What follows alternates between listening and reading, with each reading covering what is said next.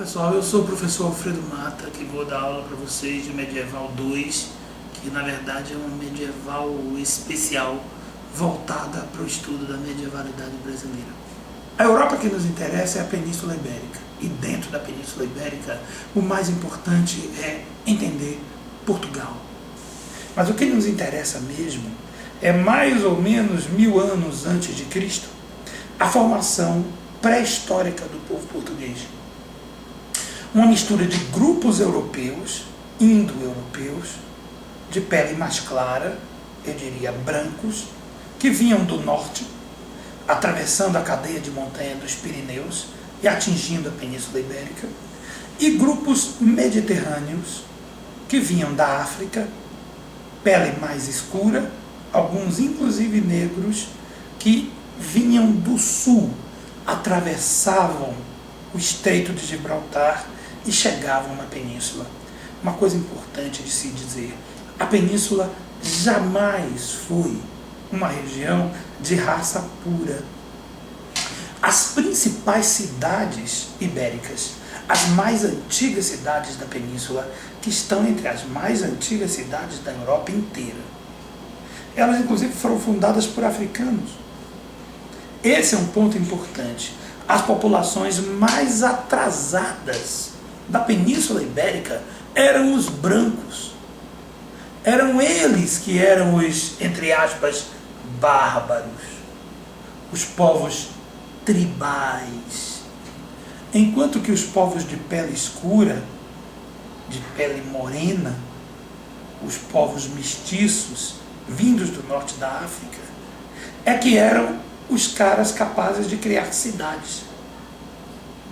Foram africanos que fundaram, mais de 1000 anos antes de Jesus Cristo, a cidade de Olisipo, no alto de um morro, futura Lisboa. Foram eles também que fundaram Santarém, Faro. Foram eles que fundaram Sevilha, Cádiz, uma série de cidades do sul da Península Ibérica. A Península Ibérica, então, nasce africana, com uma elite de cor. Pouco depois, esse grupo de cor, pouco depois, vírgula, alguns milhares de anos depois, portanto, a Península Ibérica foi milhares de anos dominadas por africanos, embora tivessem brancos vivendo tribalmente ao redor das cidades de origem africana. Milhares de anos depois, coube aos romanos, de origem italiana, a conquista da Península Ibérica. E, finalmente, a Península Ibérica passou a ter como grupo dominante brancos europeus, os italianos, de língua latina.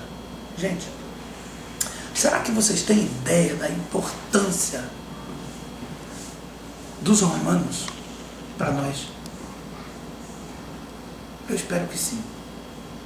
Mas eu vou dar 2 ou 3 dicas. Você fala latim até hoje, gente. Essa língua que a gente fala é uma variação do latim vulgar. Portanto, faz parte da nossa realidade hoje muitos elementos herdados da romanização.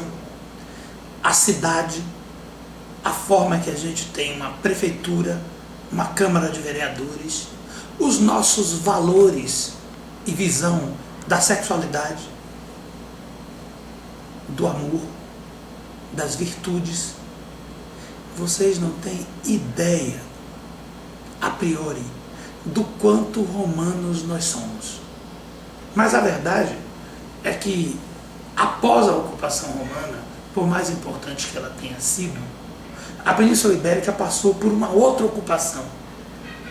Vocês devem saber da invasão bárbara, os visigodos, os suevos, que entram na Idade Média pela Península Ibérica, ocupam cargos e situações poderosas na península. São eles que criam a ideia do caudilho, né? Do potencial armado, do guerreiro armado que manda porque tem as armas. Algo que no Nordeste brasileiro ficou vivo pelo cangaço, pelo jagunço. Isso é uma herança que vem da Idade Média, de lá. Mas como se não bastasse, aqueles povos latinizados, romanizados, habituados a viver em cidades, com comércio, com cristianismo, não aguentavam mais aqueles bárbaros.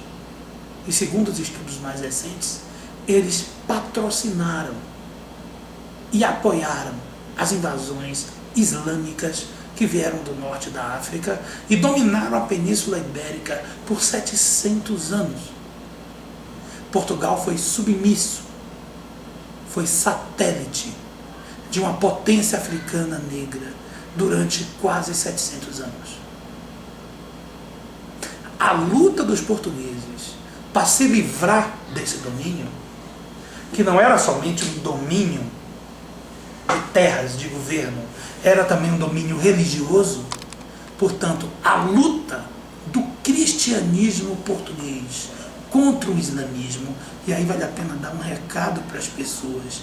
A gente tem que saber história, senão a gente come qualquer coisa sem o cuidado da história.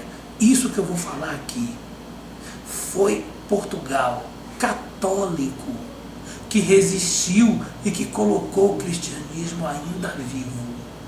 Se não fosse a Igreja Católica Portuguesa, o cristianismo não teria chegado ao Brasil.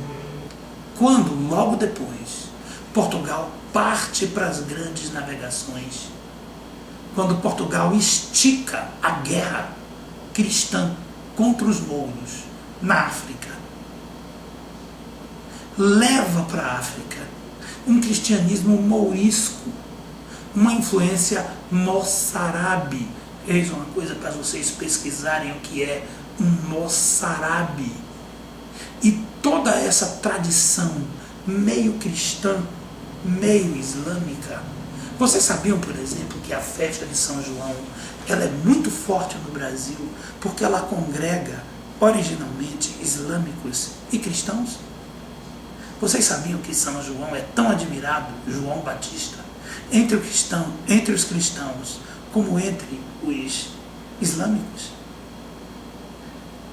É só uma amostra do tamanho de herança, de tradições e de elementos que estão em sua volta, que vieram desta questão e desta luta entre portugueses e mouros, ibéricos e islâmicos, e que foram resvalar no nosso processo de colonização.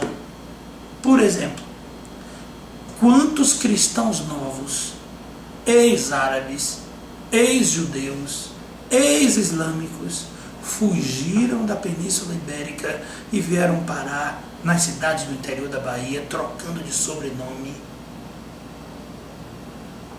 Nós somos filhos dessa morenice que dominava Portugal na Idade Média.